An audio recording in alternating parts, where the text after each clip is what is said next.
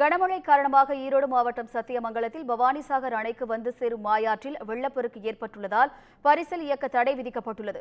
கூடுதல் விவரங்களை செய்தியாளர் மணிகண்டன் வழங்க கேட்கலாம். வணக்கம் மணிகண்டன், கூடுதல் விவரங்கள் என பதிவு பண்ணுங்க.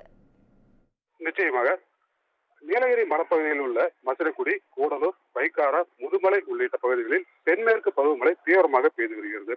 இங்கு பெய்யும் மழை நீரானது மாயாற்றில் கலந்து அடர்ந்த வனப்பகுதியான சிகூர் வனப்பகுதி மற்றும் தெங்குமராடா வனப்பகுதி வழியாக பவானிசாகர் அணைக்கு வந்து சேர்கிறது.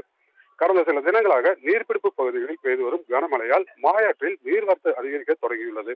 அதன்படி நேற்று இரவு பெய்த கனமழையால் தெங்குமராடா வனப்பகுதியில் உள்ள மாயாற்றில் செந்நிற மழையை பெருக்கு ஓடும் ரம்மிய காட்சிகளை நம்மால் பார்க்க முடிகிறது. இருப்பினும் மாயாற்றில் ஏற்பட்டுள்ள வெள்ளப்பெருக்கு காரணமாக தெங்குமராடா, கள்ளம்பாளையம், அள்ளிமாயார் உள்ளிட்ட வனகிராம மக்களின் இயல்பு வாழ்க்கை பாதிக்கப்பட்டுள்ளது. அதே சமயம் நீலகிரி மாவட்டத்திற்கு ரெட் அலர்ட் விடுக்கப்பட்டுள்ளதால் முன்னெச்சரிக்கை நடவடிக்கையாக மாயாற்றில் பரிசல் இயக்க தடை விதிக்க அதிகாரிகள் உத்தரவிட்டுள்ளனர்.